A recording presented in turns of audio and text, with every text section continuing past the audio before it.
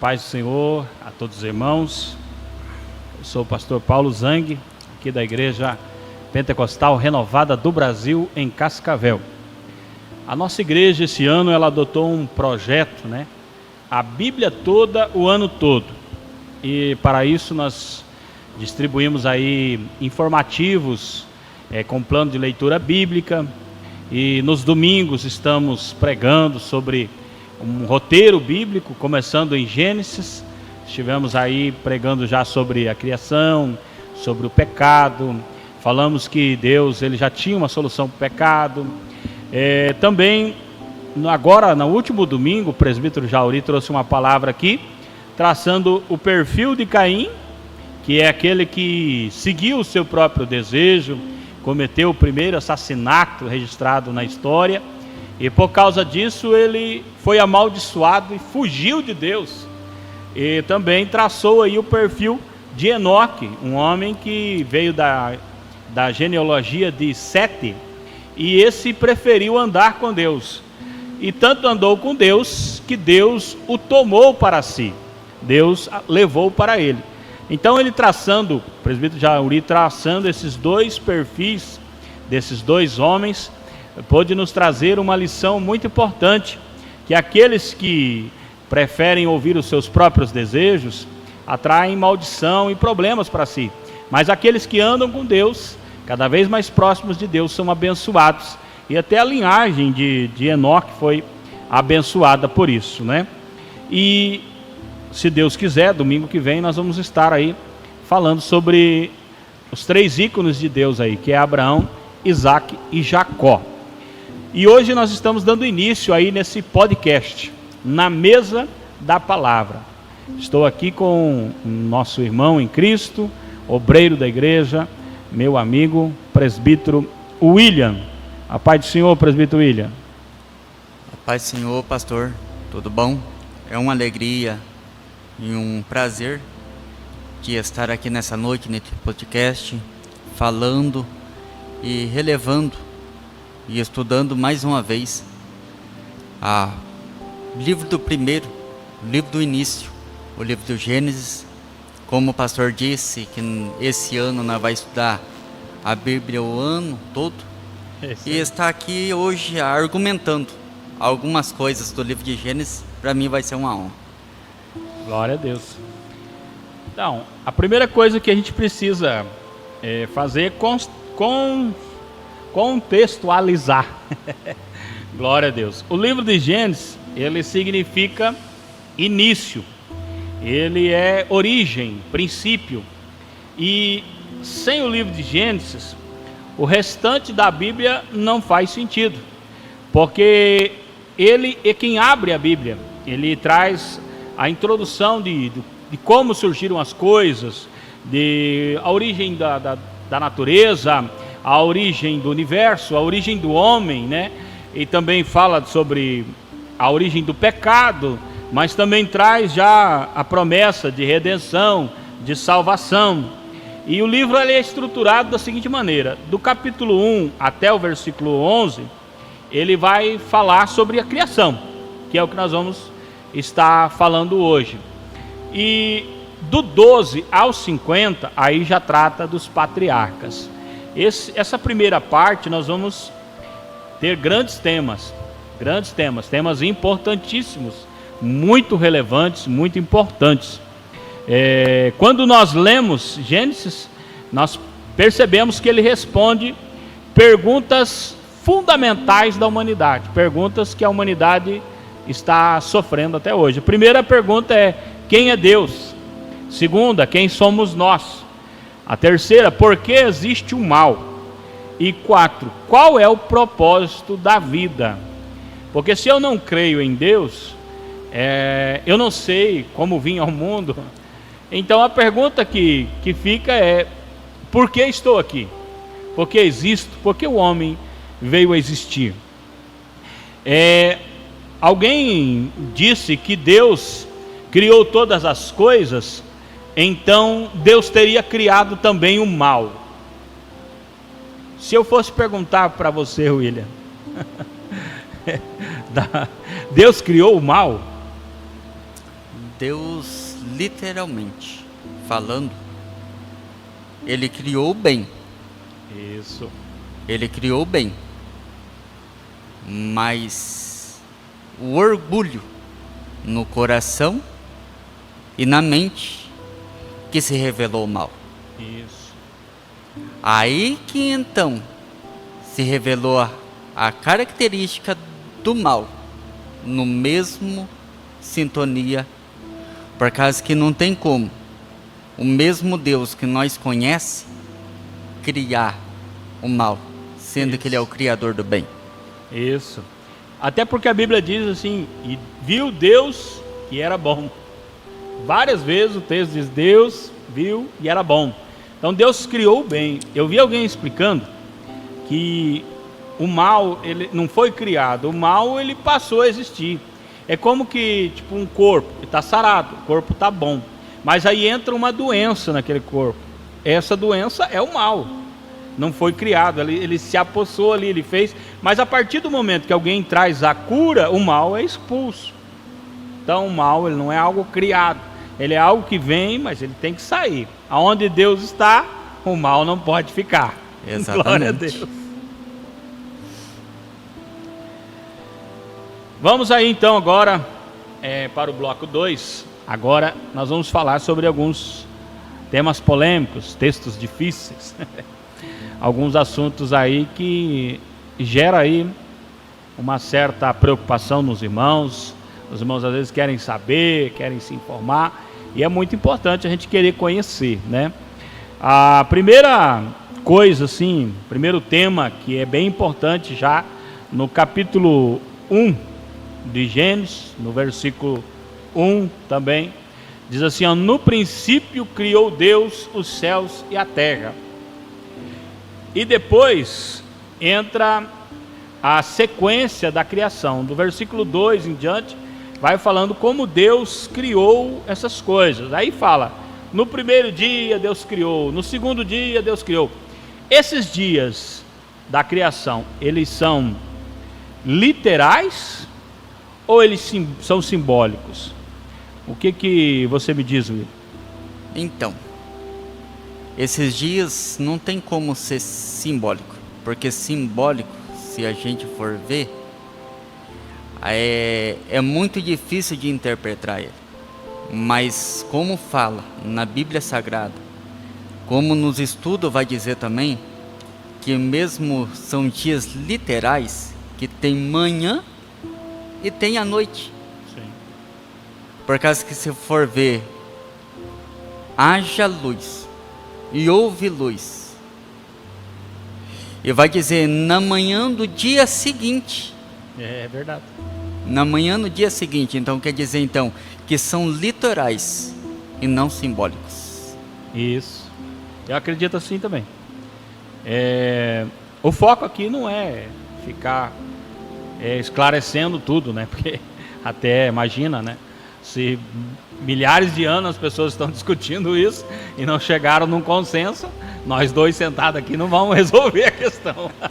Mas nós vamos dar a nossa opinião e é aquilo que cremos. Eu também acredito que esses dias são literais, né? O essencial aqui é colocar que existe um Deus que criou, existe um Criador. Deus, ele não é criado, tipo, quando surgiu Deus? Quando Deus passou a existir? Não, Deus, ele já existia desde sempre. Deus sempre existiu. A Bíblia fala que Deus, ele é eterno.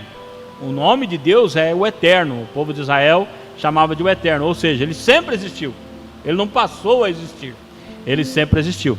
O homem é que passou a existir e o homem é finito, o homem não é eterno. O homem, ele se finda, mas Deus, ele é eterno. Ele não precisa de ninguém para viver, ele simplesmente existe por si mesmo. O homem passou a existir pela palavra de Deus. Agora a questão da criação, existem algumas teorias, né, que nós vamos estar abordando aqui. Existe a primeira teoria que vamos falar aqui, que é o criacionismo, que baseia-se especialmente afirmando que, em Gênesis 1 e 2, afirmando que Deus criou todas as coisas de forma intencional. Essa teoria acredita que foi Deus que criou todas as coisas. Não tem evolução, não tem nada.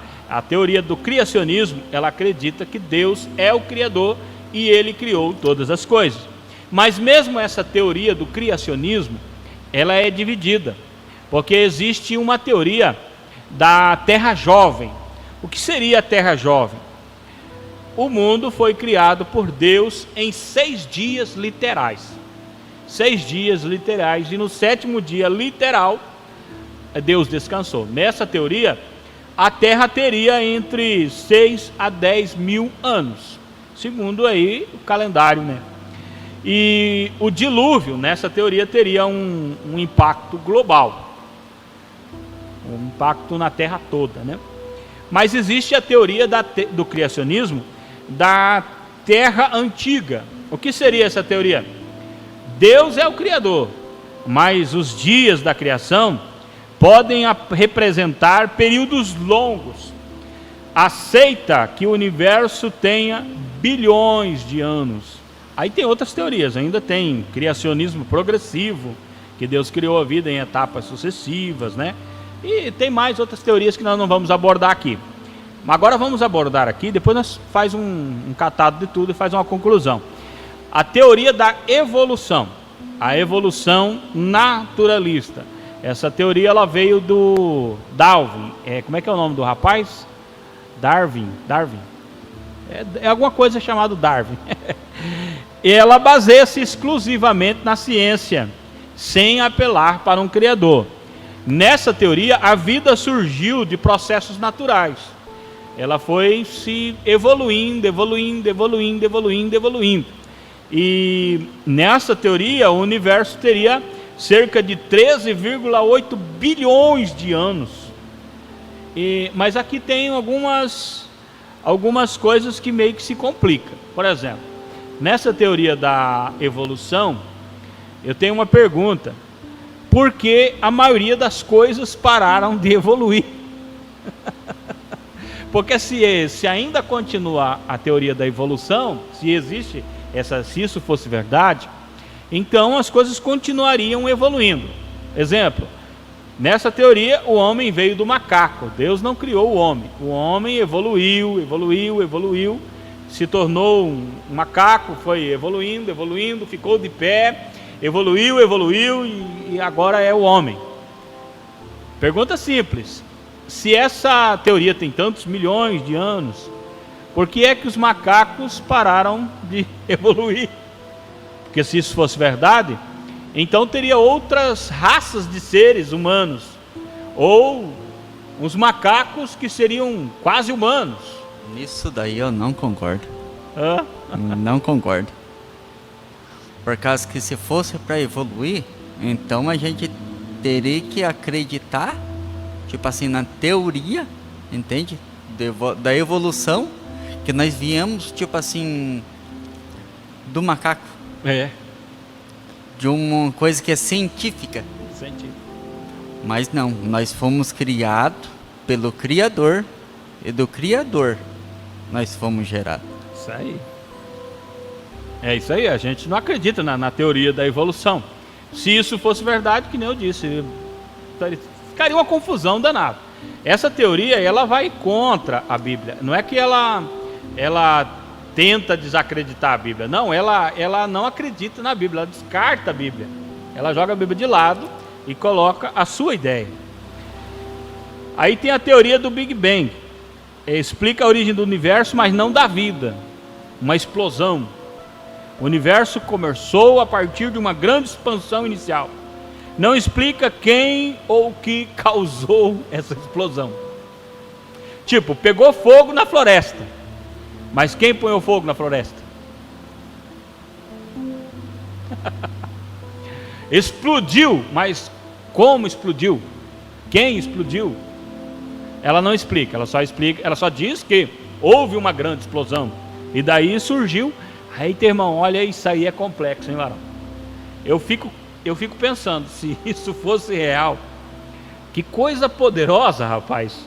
um átomo explodiu, e outro explodiu, e outro explodiu, e até hoje os cientistas estão tentando contar a estrela dessa explosão. E segundo essa teoria, o universo continua se expandindo. Meu Deus do céu, que explosão! Muitos cristãos, agora vem algo aqui importante, muitos cristãos veem o Big Bang como compatível com a ideia de um começo, lá no Gênesis capítulo 1 e versículo 3, quando diz que Deus disse, haja luz. E eu tenho uma curiosidade aqui para você. Sim, no Gênesis capítulo 1 e versículo 3, Deus disse, haja luz, e houve luz. Como diz o pastor Luiz Hermínio, haja luz e ageu.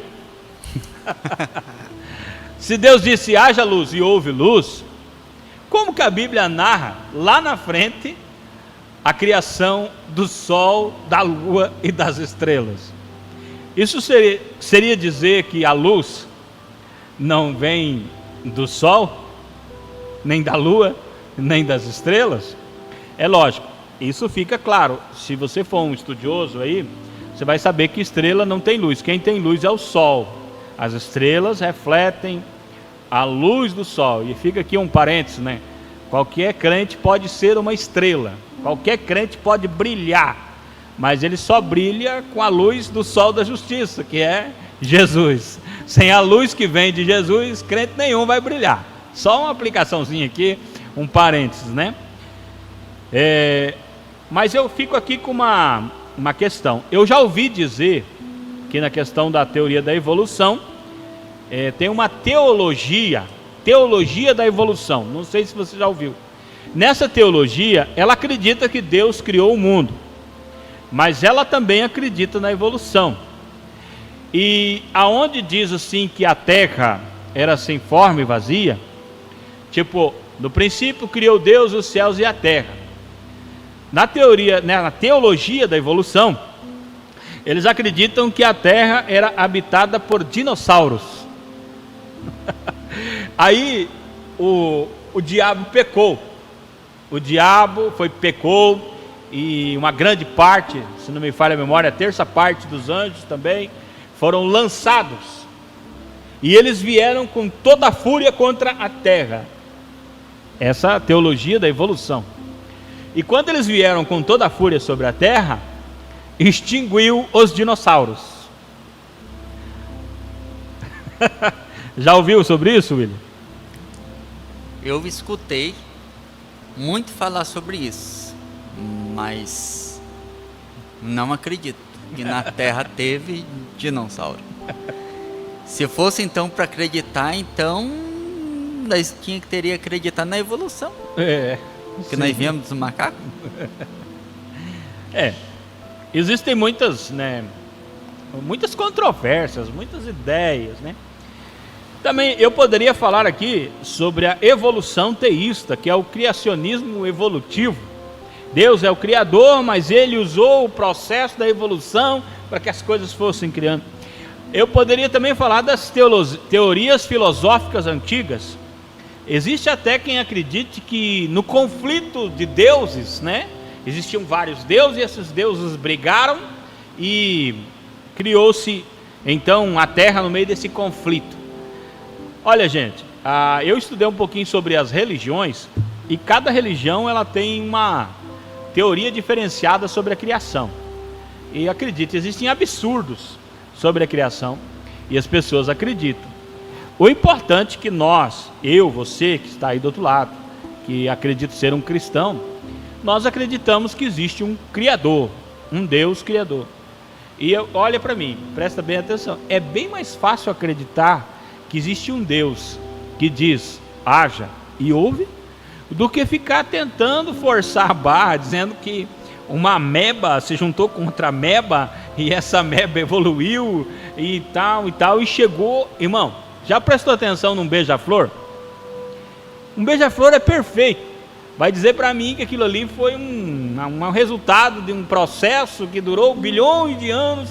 Não é mais fácil você acreditar que Deus criou todas as coisas? Deus, ele criou todas as coisas. Então, concluindo aqui, Existem várias teorias, mas nós ficamos com a Bíblia. A Bíblia diz que Deus criou o dia em 6 dias e no 7º descansou. Acreditamos também que esses dias, eles podem ser dias literais, mas talvez não sejam dias de 24 horas como nós conhecemos, até porque o tempo antigamente não era contado segundo o nosso relógio. O relógio de antigamente não é o mesmo de agora.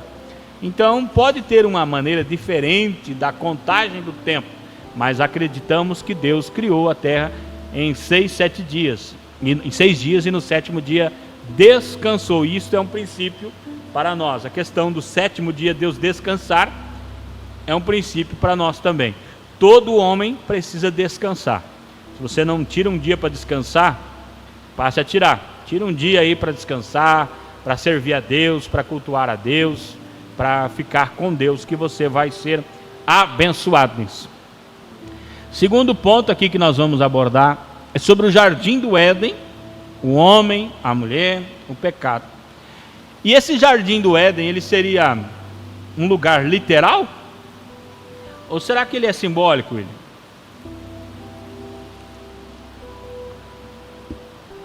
Pela Bíblia, olhando pela Bíblia, eu falo para o pastor que ele é literal. Por causa que olhando em Gênesis, a gente pode ver em Apocalipse também. Sim. Que o jardim estava no paraíso. Então, é literal. Deus fez um jardim para que Adão e Eva vivessem e os animais na terra. Amém. Também acredito assim. Até aonde ficaria esse jardim do Éden? A Bíblia cita o nome dos rios: Tigre, Rio Eufrates. Esses rios existem. Porém, o jardim do Éden, como era na época de Adão e Eva, você não vai encontrar lá, porque Deus já tirou ele daqui. Mas ele era um lugar literal na terra, assim como Adão e Eva seriam literais vivendo no jardim. Foram expulsos do jardim e Deus escondeu o jardim.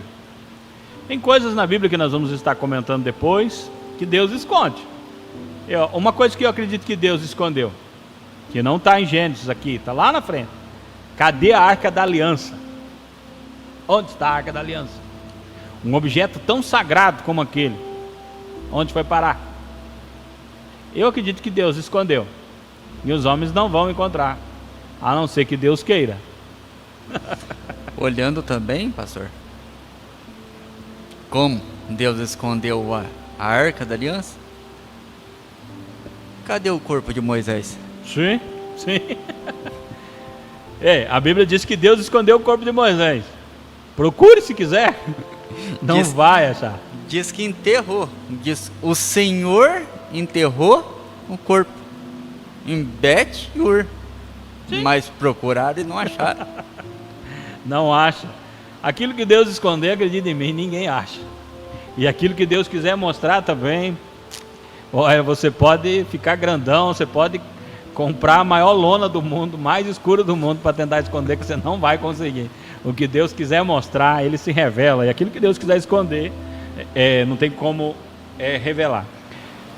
E a árvore, tem uma árvore aqui, que é a árvore do conhecimento do bem e do mal. O que é essa árvore do conhecimento do bem e do mal? Seria aí um figo? Seria o figo da figueira? Ou será que seria uma maçã, como muita gente defende, que era uma maçã? O que seria essa árvore do conhecimento do bem e do mal? Se a gente for essa árvore do conhecimento do mal, todo mundo tem a Apple, que ela tem uma maçãzinha atrás. E o cara que fez a Apple, ele falou, eu acho que foi uma maçã que Eva comeu e que Adão comeu. Então, se foi uma maçã, então eu vou fazer o emblema da Apple, por causa que eu vou evolucionar que nem eles, por causa que eu vou crescer que nem eles, por causa que eles comeram. da árvore que tinha maçã, que era o conhecimento do bem e do mal. Mas a Bíblia não vai dizer que era uma maçã. E aí que eu faço? Que árvore que é essa? Então, na verdade, né, a Bíblia não diz. A Bíblia diz que é o fruto do conhecimento do bem e do mal. Então isso não tem que ser um figo, por exemplo, porque diz que quando eles pecaram, eles viram que estavam nus e colheram folhas de figos para tentar se cobrir. Então talvez um raciocínio assim, estavam debaixo da árvore de figo, viram que estavam nus, cataram as folhas e tentaram se cobrir. A maçã, essa história da maçã, ela vem lá de trás, na mitologia, que a Afrodite era a deusa da sexualidade, e como eles ligavam esse pecado de Adão e Eva à sexualidade, então começaram a usar a maçã como símbolo do fruto do conhecimento do bem e do mal. Mas acredite em mim, a maçã não tem nada a ver com isso. Não tem nada a ver com isso. Isso aqui é um mistério que a gente só vai conhecer na eternidade. Lá é que isso aqui vai ser revelado. Que fruto era esse? Que tipo é esse fruto? Até porque, observe bem, se o fruto do conhecimento do bem e do mal fosse uma maçã, então a árvore da vida, que fruto seria? Seria a banana? Não, né? Seria uma uva? O que seria? Não, não é, irmão. Não se deve aplicar esse raciocínio tentando achar uma fruta que nós conhecemos. É um fruto que está na eternidade. E quando nós chegarmos lá, nós vamos saber que fruto é esse. Outra coisa que é importante é a serpente. Essa serpente é uma cobra, é um animal, como qualquer cobra que nós vemos por aí. A cobra, ela tinha pernas e perdeu as pernas. Seria o diabo, o próprio diabo. Seria o diabo possuindo a cobra. O que seria isso aí, William? Para mim, eu acho que é o inimigo se materializando dentro da cobra. Por causa que, se nós for analisar, Deus, ele vem, quando vem falar com Abraão, ele vem na teofania, Deus dentro do anjo, né? E eu creio para mim que foi por causa que antes de Adão e Eva descer no jardim do Éden, a Bíblia vai dizer em Ezequiel 28, tu eras querubim ungido, cheio de formosura tu és, e tu estavas no jardim do Éden, o anjo caído. Entende? Então ele tinha um acesso depois que ele caiu. Verdade. Mas como ele viu que a criação de Deus evoluiu, entende? Ele então que se materializou na serpente. Ele se materializando na serpente conseguiu ganhar Eva. Isso mesmo. Até porque, observe bem, tem algumas sentenças aí que Deus deu à serpente. Observe: pó comerás. Pó comerás. Se tu um dia tiver a felicidade de abrir uma cobra, procura terra dentro dela. Não tem terra. Não tem. Cobra não come terra, irmão. Não tem isso aí. Agora eu trago uma outra elucidação aqui. O homem é pó. Então, do que a serpente se alimenta? Da carnalidade humana. Então, está trazendo aqui uma outra aplicação. Pó comerás. Está se alimentando da carnalidade do homem para poder subsistir. E acredite, se depender do diabo, ninguém vai ser espiritual. Vai ser todo mundo carnal. O que o diabo quer é que as pessoas sejam carnais, naturalistas, materialistas, terrenas. Quanto mais para baixo tiver, para o diabo, melhor. Quanto mais o homem pende para o céu, para o espiritual, para Deus, é prejuízo para o diabo. Por isso que ele intentou, ele fez de tudo contra Cristo. Porque Jesus era diferente, ele já desde menino já tendia para o céu. Então ele tentava de todos os jeitos tirar Jesus dessa visão, tentou trazer ele para a terra. Transforma essas pedras em pão e come, Deus vai te cuidar, se você me adorar eu te dou tudo que você quiser, fica por aqui, não vá para a cruz não, fica por aqui. O diabo tentou de todos os jeitos tirar Jesus da espiritualidade. Então eu acredito que a serpente, a cobra natural como nós conhecemos, ela não tinha pernas, ela era do jeito que era, e o diabo em si é que passou a comer pó. E a outra sentença que está ali é: você ferirá o calcanhar, a semente da mulher, você vai ferir os calcanhares da semente da mulher, mas ele vai pisar a sua cabeça.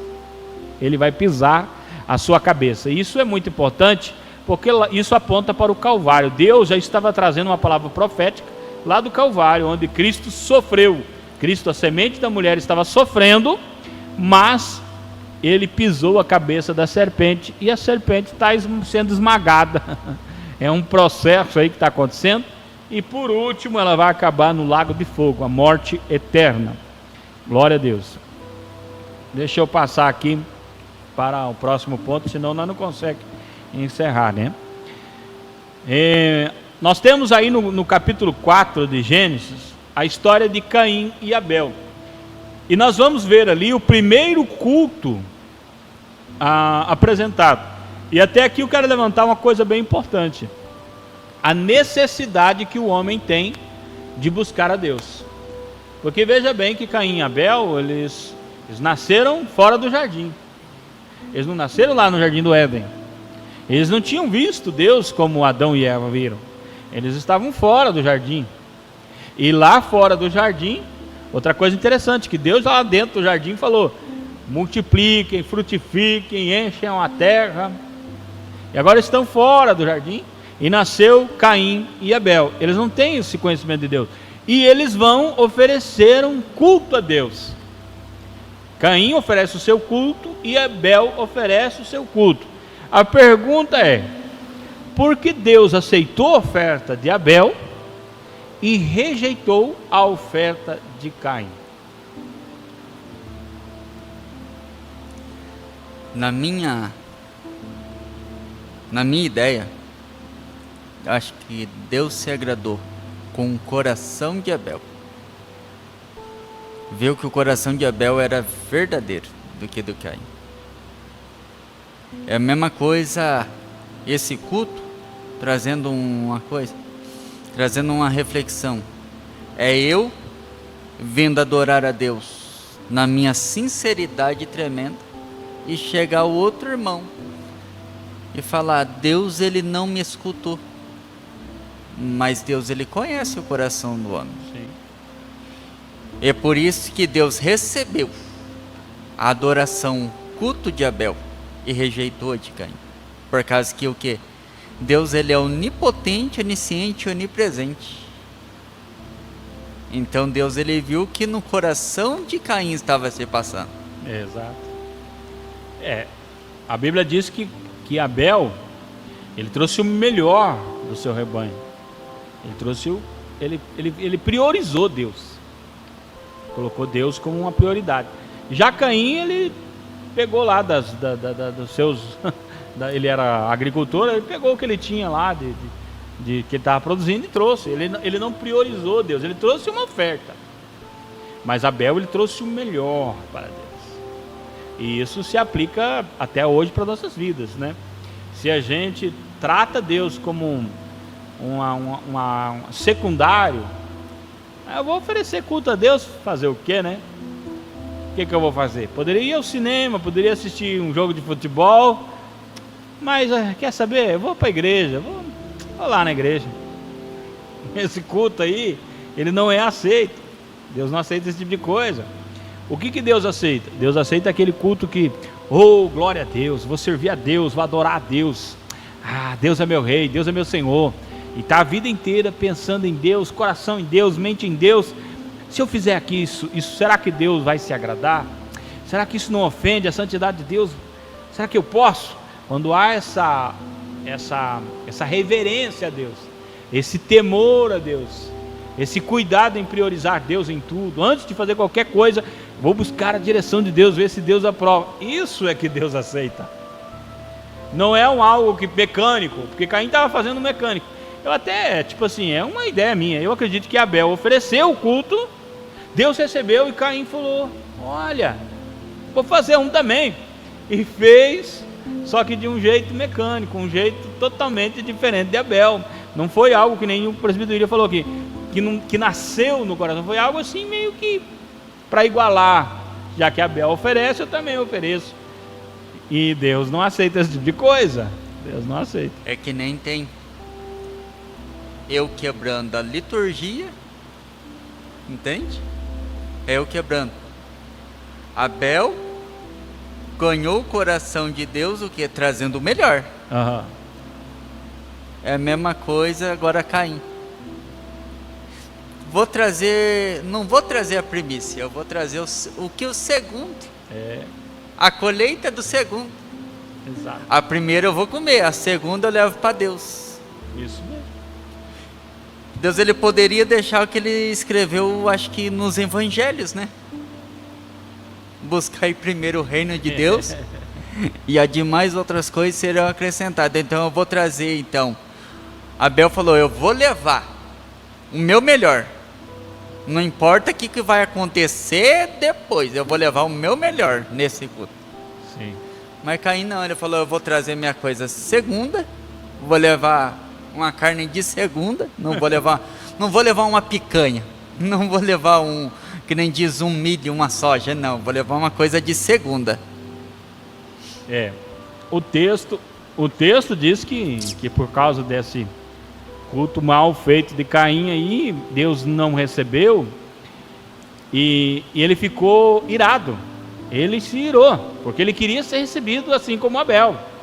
E aí nasceu a tal da inveja, aí nasceu a tal do desejo de matar, o desejo de cometer homicídio. Aí o que acontece? Deus, em sua graça, ainda procura Caim. Deus ainda procura ele, fala: rapaz, esse desejo que está dentro de você, ele não é bom. Procura dominar isso aí. Ele não deu ouvidos a Deus, ele cometeu um assassinato. Depois disso, Deus ainda vai atrás de Caim. Deus vai atrás de Caim. Deus fala: o que você fez, Caim? A terra está clamando pelo sangue de teu irmão. Até interessante que Deus pergunta: onde está teu irmão? Ele fala: por acaso eu sou guarda do meu irmão? Olha que homem ruim. É uma índole bem difícil. Mas observe que Deus é tão bom que Deus está procurando. Quando Adão e Eva pecaram, Adão e Eva poderiam ter dito assim: pecamos, fizemos o que era errado, vamos buscar a Deus para procurar uma solução. O que Deus vai falar para a gente? Não, em vez de fazer isso, eles tentaram resolver o problema por eles mesmos. E eles não foram buscar a Deus, eles não foram, mas Deus foi atrás. O mesmo caso de Caim. Caim, Deus procurou Caim, Deus falou com ele, mas mesmo assim ele não deu ouvidos à voz de Deus. E novamente Deus vai atrás dele. A graça de Deus está manifestada desde o começo da Bíblia. Deus sempre indo atrás, Deus sempre querendo resolver, e o homem tentando fugir de Deus e fazendo atrapalhada. Caim fez a maior atrapalhada. Agora tem uma coisa interessante aqui sobre a marca de Deus em Caim. Essa marca de Deus em Caim já gerou muita controvérsia. Até mesmo pessoas importantes na igreja chegaram a dizer que essa marca de Deus em Caim seria a cor. A partir daquele momento surgiu as pessoas de cor, as pessoas negras, vamos colocar assim. Só que essa ideia não se sustenta. Não se sustenta, sabe por quê? Porque a geração de Caim, ela vai até o dilúvio. Depois do dilúvio não tem mais a geração de Caim. Então, se fosse essa a questão, então os negros teriam existido até o dilúvio, depois não teria mais. Então não tem nada a ver. Quer que eu te diga bem a real? Olha como Deus é bom. Glorifique a Deus aí na sua casa. A marca de Deus em Caim não era marca de juízo. era a marca da graça, porque qual que era a proposta? Não mate Caim, porque Caim disse, agora qualquer um vai querer me matar. Deus disse, não, ninguém vai te matar, aquele que te matar será vingado 7 vezes, terá uma vingança completa. Então ninguém se atreveu a matar Caim. A marca de Deus em Caim era uma proteção, e não uma marca de condenação. Ali vai Caim, ali vai Caim. Não, todo mundo sabia quem era Caim, irmão. É tipo cidade pequena. Cidade pequena todo mundo se conhece.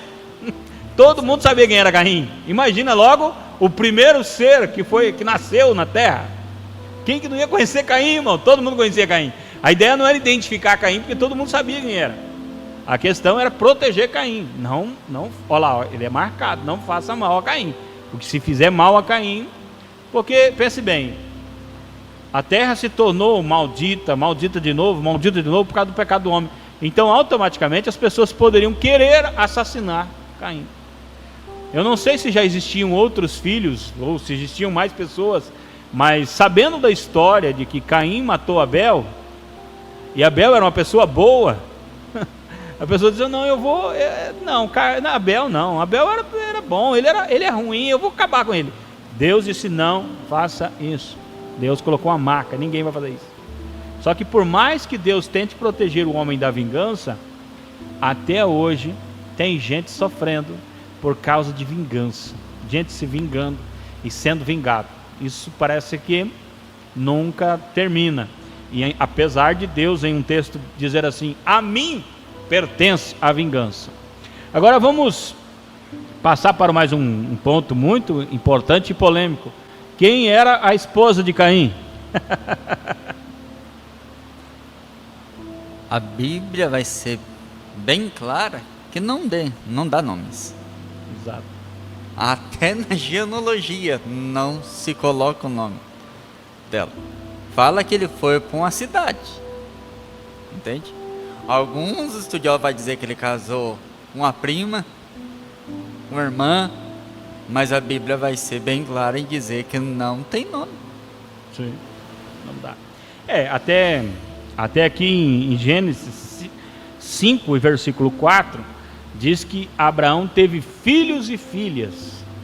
Então, existem várias teorias, né? Existe a teoria de que ele casou-se com uma parente, uma irmã, uma parente próxima, talvez uma sobrinha, não sei. E como naquele tempo não era, o incesto não era pecado, o incesto só vai aparecer lá em Levítico 18. Levítico 18, aí foi proibido o casamento com o irmão, com parente próximo. Mas antes disso não era errado, né? E existe fundamentação teológica para isso, porque lá em Romanos 5:12, a Bíblia diz que toda a humanidade descende de Adão e Eva. Mas apesar disso, existem teorias dizendo que teriam outras pessoas que não são citadas na Bíblia. Existiria outras pessoas que Deus criou, além de Adão e Eva. São teorias, mas o que se fundamenta mesmo é que provavelmente ele casou-se com uma parente sua, uma irmã, uma prima, uma sobrinha, alguém da sua parentela. Mas um assunto importante aqui nós observamos nos primeiros capítulos que Adão viveu 930 anos. E nós temos um jovem na Bíblia, filho de Enoque, que viveu 969 anos. O Enoque mesmo não tinha chegado nem na metade, nem na meia idade não tinha chegado, quando Deus o arrebatou com mais de 300 anos. Então, existem bastante idade. Essa idade, esses homens, 930, 940, 969, esses dias eles seriam literais, essas idades, elas seriam literais ou seriam históricas ou maneiras diferentes de interpretar as idades naquele tempo? Eu acredito que seja literal, pastor. literal. Por causa que se fosse história, ou história tipo assim, de carochinha, que nem o povo fala, entende? Então a gente tinha que parar de acreditar na fundação do mundo, que era literal, de acreditar no Supremo Deus, que criou todas as coisas, e parar de acreditar na redenção. E eu creio para mim que os dias dos aniversários que eles passavam, entende? Não é que nem o pastor falou, que não é o relógio daquele tempo, não é de 24 horas que nós temos hoje. Entende? O relógio daquele tempo era diferente. Sim. E eu creio, tipo assim, que tinha, tipo assim, a data do aniversário deles, eu creio que tinha a longevidade, Deus deu para ele muito grande. Tipo, eles não tinham um relógio como nós temos, mas eles contavam como dia e noite, noite e dia. Não tem como fugir disso. O dia funcionava do mesmo jeito. Aí eles acreditavam naquela época que o sol estava girando, na verdade era a terra que estava girando. Mas tinha noite e dia, noite e dia. Então já existia. Essa teoria ela é bem aceita, né? Porque o mundo antediluviano ele teria condições ideais. A Terra estaria em pleno funcionamento e teria menos radiação. O ambiente era mais puro e a constituição genética dos seres vivos era mais forte também. O pecado ele afetou progressivamente o corpo humano. Conforme o pecado foi entrando, ele foi afetando o homem. Até porque, tipo assim, o dilúvio, ele teve uma mudança drástica na idade dos homens. Porque daí diz lá em Gênesis 6:3, não contenderá o meu espírito para sempre com um homem. Seus dias serão 120 anos. Agora, esses 120 anos que Deus está falando aqui, ele seria Deus falando, daqui 120 anos eu vou mandar o dilúvio. Ou Deus estaria dizendo assim, o homem não vai viver mais do que 120 anos a partir de agora. O que você acha, Will? Eu creio que Deus, ele falando, se passar de 20 anos, não tem 120? como. 120 anos. Eu creio que Deus, ele colocou ali como se fosse um ponto final. Até 120 anos vai viver. Até porque, olhe bem, uma pessoa boa, uma pessoa de coração bom, uma pessoa inteligente, com 100 anos, ela faz tanta bondade no mundo. Imagine se ela viver 900 anos, quanta bondade ela pode fazer. Maravilha. Mas imagine agora o oposto. Uma pessoa má. Ela não vive 100 anos, mas vamos supor que ela viveu 50 anos. Em 50 anos, ela fez uma destruição. Imagine em 900 o que ela não faz. Pensa num Hitler com 800 anos. Meu Deus. Não, Hitler estaria vivo agora. O mundo ia explodir, mano. Ele ia pôr fogo no mundo. Não, então eu acredito que a palavra de Deus aqui é o seguinte: o homem evolui muito no pecado. A mente humana, ela é tendenciosa a pecar. Tanto que Deus toma uma decisão de varrer a terra. Vou eliminar tudo. Mas aí Deus observou Noé e viu que Noé tinha um comportamento diferente dos demais e resolveu preservar a Noé. Entendeu? Mas Deus até fala em certo trecho da Bíblia, Deus fala com Moisés assim: o homem é mau desde a sua mentalidade é má, ele é mau. Então eu acredito que Deus limitou a idade do homem por causa do pecado e da maldade. Eu creio, pastor, eu assistindo um documentário, eu vi um médico, ele abriu o corpo humano de duas pessoas, de uma pessoa jovem e de uma pessoa mais de idade. Tinha todas as partes dos órgãos, tudo ali. Mas na parte jovem, ele falou, a parte jovem está mais envelhecida do que a parte idosa.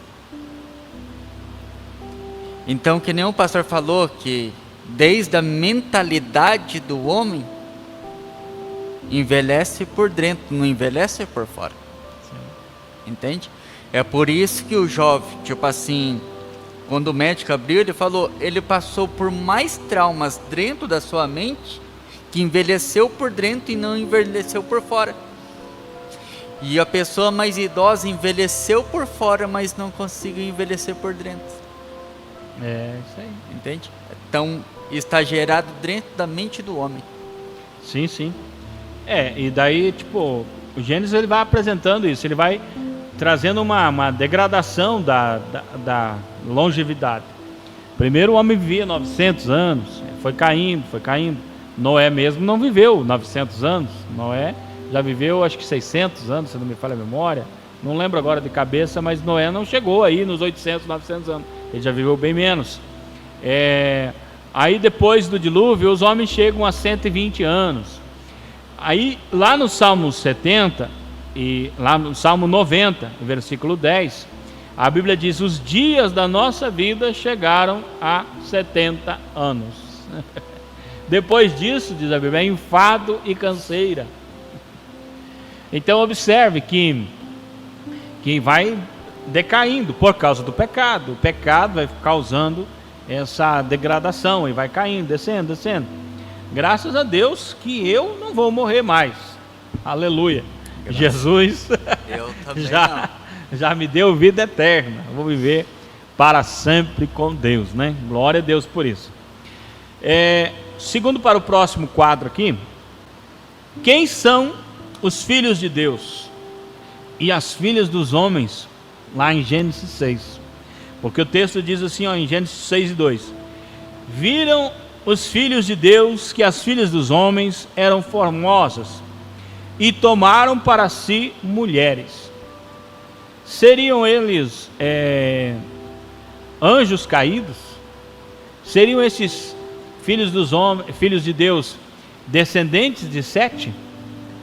Ou seriam reis, tiranos ou heróis daquela época que eram poderosos, né? E primeira coisa aqui, sobre os anjos caídos. Se fossem anjos caídos, esses anjos caídos, eles teriam tido relações com as mulheres. Esses anjos, e dessa união dos anjos caídos com as mulheres, teriam nascido os Nefilins, descritos como valentes e homens de renome.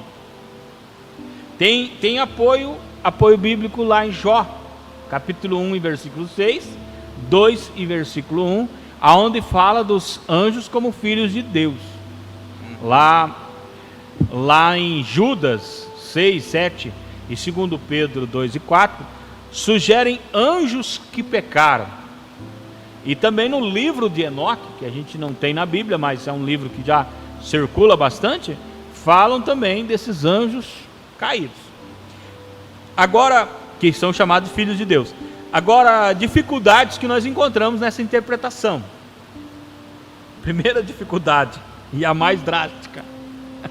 Lá em Mateus capítulo 22 e versículo 20, quando os saduceus vieram diante de Jesus e apresentaram uma história, esse homem aqui casou com a mulher, aí morreu, aí casou o irmão, morreu, casou outro irmão, morreu, todos casaram com a mesma mulher e todos morreram, e agora morreu a mulher.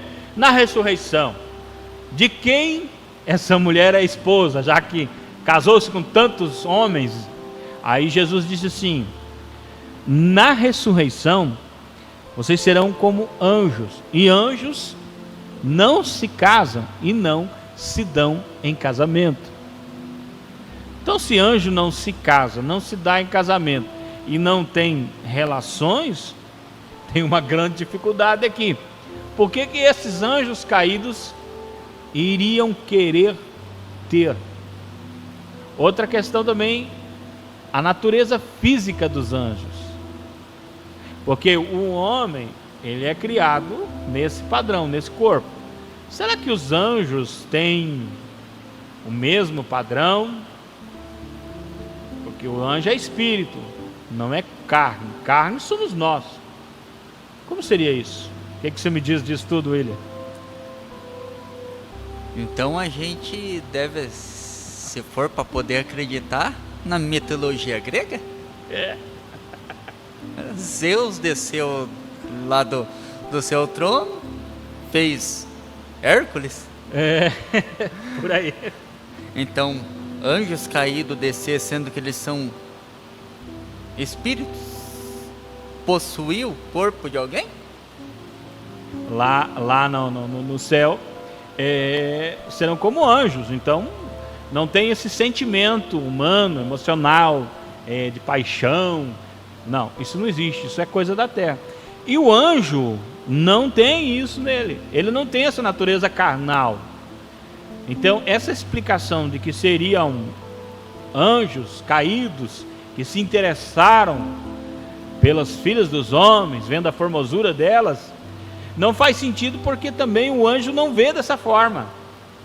Tipo assim, aquilo que é atraente ao homem, para o anjo é uma besteira, porque ele não vê dessa forma, ele não vê nada disso como nós vemos. O anjo, ele tem outra mentalidade, ele é formado de um outro material, ele é diferente.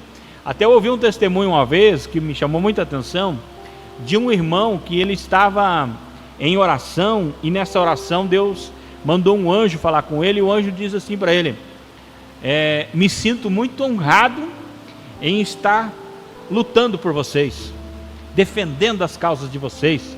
E o irmão perguntou para o anjo: mas por quê? Ele disse: porque vocês não são como nós somos superiores, nós temos uma natureza espiritual diferente de vocês. Vocês são de um material muito fraco, vocês são muito frágeis. E quando vocês conseguem vencer essa natureza carnal e fraca de vocês, para viver para Deus, a gente se sente honrado em servir vocês. Então é um testemunho bem interessante, porque realmente os anjos não têm essa natureza e não teriam por que fazer isso. Aí tem uma outra interpretação disso, que seria a linhagem de Sete versus a linhagem de Caim. Essa seria uma interpretação mais comum na teologia reformada e patrística. Por quê? Filhos de Deus seriam aí os descendentes de Sete, filhos dos homens, descendentes ímpios de Caim. E o pecado foi a mistura entre a fé e a impiedade. Porque se observarmos os primeiros capítulos da Bíblia, nós vamos ver que a geração de Caim, ela é ruim demais. Vai surgindo gente ruim, um mais ruim que o outro. Tem o primeiro homem que teve duas mulheres, está na geração de Caim. E esse cidadão, ele foi tão mal que ele assassinou um menino, e ele disse assim: se Caim seria vingado 7 vezes, então quem me matar será vingado 70 vezes 7. Olha, ele está se colocando no lugar de Deus. Essa palavra foi Deus que falou, não foi Caim. Ele está dando, tipo assim, se protegendo com uma palavra que Deus falou para Caim. Então a geração era muito ruim. Mas na geração de Sete, especialmente no capítulo 4, no último versículo, fala de Enos. Se você lê em Gênesis capítulo 4, vamos ver aqui, 25 e 26 de Gênesis 4. E tornou Adão a conhecer a sua mulher, e ela deu um filho, e chamou o seu nome Sete, porque disse ela: Deus me deu outro filho em lugar de Abel, que foi morto por Caim. E Sete também gerou um filho, e chamou o seu nome Enos. Olha a finalização do capítulo 4. Então se começou a invocar o nome do Senhor. Duas coisas ficam bem claras aqui.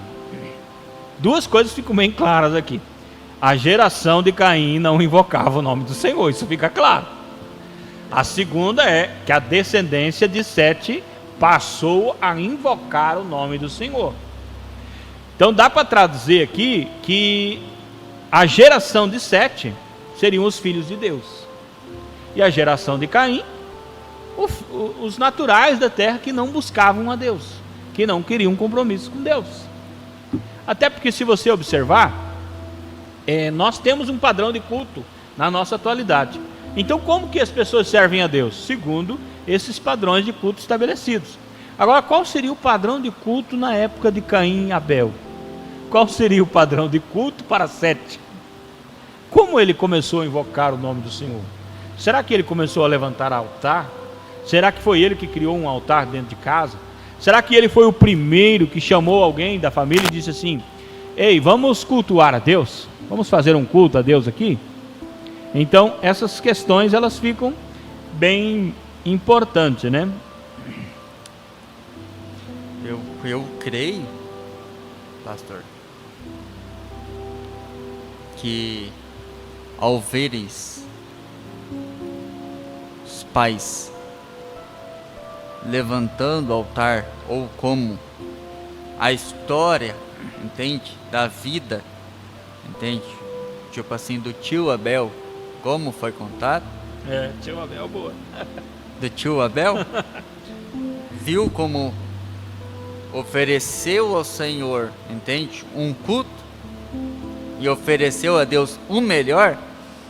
Então a geração de Sete, ouvindo que o pai, entende, falou, e o pai escutando dos avós, Isso.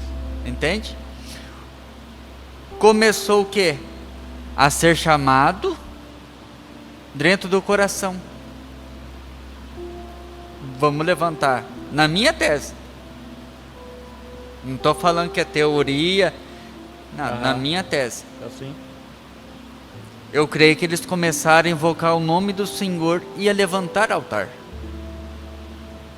por causa que altar vem de passados também. Sim, sim. Então eu creio que ali eles começaram a chamar a presença do Senhor, e o Senhor se revelando a eles. Eu também acredito dessa forma, que eles começaram a buscar o Senhor, buscaram servir ao Senhor. A gente tem um monte de temas aí em Gênesis que a gente poderia abordar. Tipo, um dos temas polêmicos, que aquele dilúvio que Noé passou por ele, né? Noé foi o único, a família de Noé foi o único que passou, os outros não passaram, ficaram no dilúvio. Esse dilúvio, alguém acredita que esse dilúvio foi só ali naquela região. Outros acreditam que esse dilúvio foi de proporções globais, o mundo inteiro, no caso, teria alcançado até onde nós estamos aqui, a terra toda teria se enchido.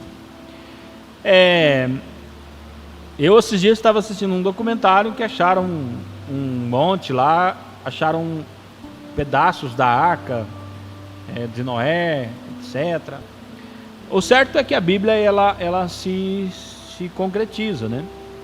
Essa arca de Noé também, ela seria realmente um barco literal, possível, ou essas dimensões que foram faladas, os animais. Até tem uma curiosidade aqui, a gente estava discutindo essa semana, né? Que todo mundo acredita que foram um casal de cada animal. Está escrito: um casal de cada animal vai colocar dentro da arca. Os animais foram vindo e entrando dentro da arca, um casal de cada. Só que se a gente lê Gênesis capítulo 7, dos animais limpos foram 7 casais. 7. Por que são 7? Observe bem, a primeira coisa que Noé fez quando desceu da arca foi um sacrifício ao Senhor. Se ele oferecesse um cordeiro, então o cordeiro teria entrado em extinção naquele dia. Então, tipo, tem coisas na Bíblia que elas são diferentes. A aliança que Deus fez com Noé, o arco-íris que está aí para comprovar, a torre de Babel, a confusão, a expansão do mundo, tipo assim, as pessoas foram expulsas porque eles estavam trazendo uma unidade, todos estavam trabalhando em cima de um propósito, parece que as coisas estavam dando certo, só que não, porque eles estavam conspirando, porque eles queriam, olhe bem a intenção, vamos fazer uma torre que chegue até o céu. Olha que ideia absurda.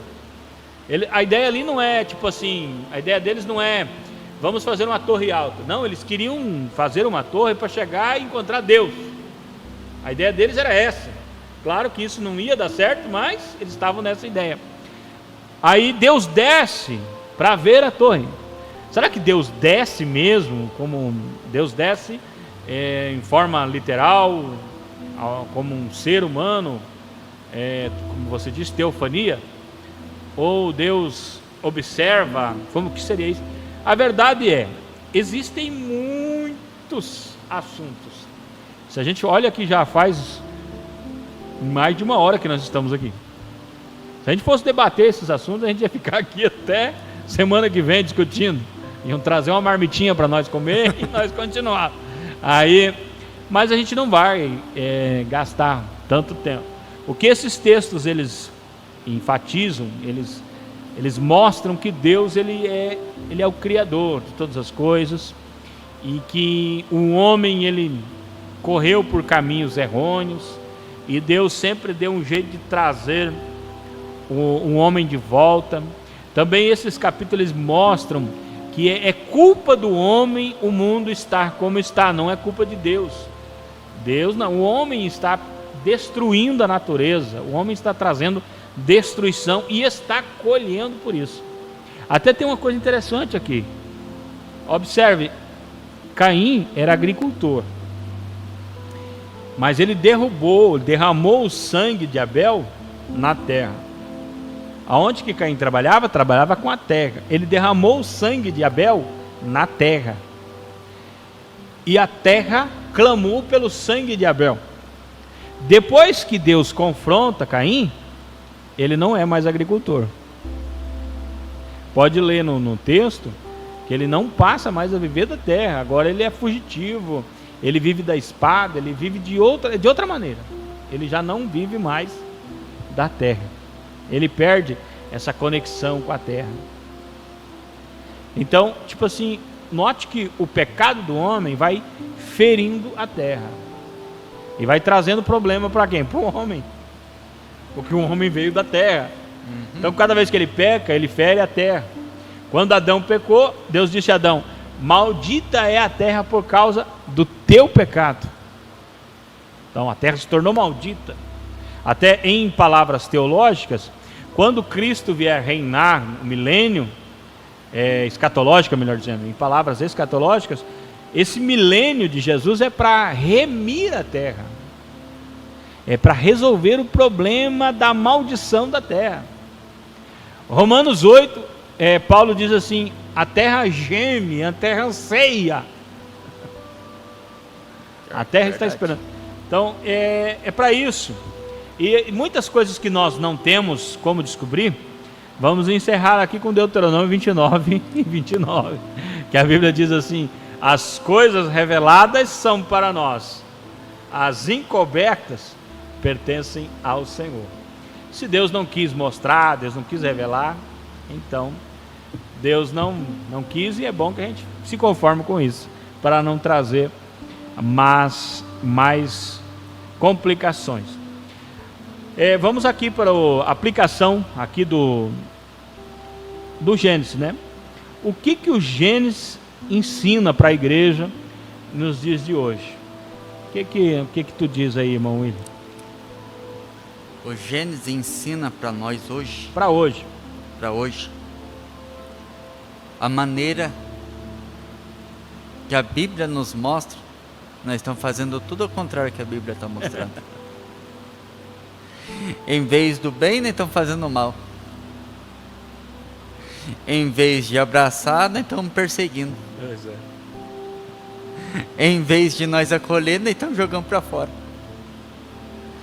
Então, o Gênesis ensina para nós acreditar no poder supremo de Cristo. Glória a Deus. Acreditar que sem Ele nós não estaríamos aqui. Acreditar que somente Cristo é a base de tudo na nossa vida. Se Ele teve o poder de criar um mundo em 6 dias e no 7º Ele descansou, Então quer dizer então que só no capítulo 1 do livro de Gênesis tem a base inteira para a nossa vida. Verdade. Então Gênesis hoje me mostra como eu devo olhar para Cristo, como eu devo conhecer a Cristo. Eu conhecendo a Cristo, eu posso me conhecer também. Amém, verdade. Glória a Deus, né? O livro de Gênesis, ele não responde todas as nossas perguntas científicas. Nunca leia o livro de Gênesis com uma lente da ciência, porque não vai te responder essas perguntas. Mas ele responde plenamente quem governa a história. Deus governa todas as coisas. Deus é soberano e nós devemos ter fé em Deus, porque Deus é soberano. E às vezes nós não entendemos tudo, mas devemos continuar obedecendo, mesmo sem entender tudo que nós estamos vendo. E também ele mostra, o livro de Gênesis mostra que sempre há esperança. Mesmo quando há um caos, Deus ele dá uma segunda chance. Deus sempre está dando uma segunda chance, Deus sempre está trazendo uma segunda chance para o homem. Então há esperança, né? Estamos aqui encerrando já esse podcast de hoje. Eu quero deixar aqui para você que está nos assistindo, que nós queremos te ouvir. Tem alguma dúvida? Quer fazer uma pergunta? Coloca aí nos comentários. Qual parte desse livro de Gênesis desperta mais a sua curiosidade? Tem uma pergunta aí sobre os patriarcas? Coloca aí que na próxima terça-feira nós vamos estar falando sobre Abraão, Isaac, Jacó, José. Vamos estar falando sobre os 12 patriarcas. Vamos estar falando sobre isso. Então, coloca aí a sua dúvida. Vamos estar falando sobre isso. Antes de encerrar, eu quero que o presbítero William traga suas considerações finais, né? Sobre o livro de Gênesis. E já vamos daí estar encerrando. Desde já, eu agradeço ao pastor Paulo Zang, né, por ter me dado a oportunidade de me poder estar falando em algumas palavras, em algumas coisas que eu aprendi hoje, algumas coisas que o livro de Gênesis mostrou como deve ser interpretado, não com a ciência, por causa que a ciência tem as suas teorias, mas com a palavra de Deus, que ela é viva e eficaz. E eu agradeço mais uma vez nesse podcast, que esse ano todo aprendendo da Bíblia Sagrada, comentários, leituras, que nem está falando aqui. E eu agradeço a todos que estão participando, que vão participar alguns também. E eu creio que no próximo, nos patriarcas que nem vai estar, vai ter muitas coisas dos patriarcas.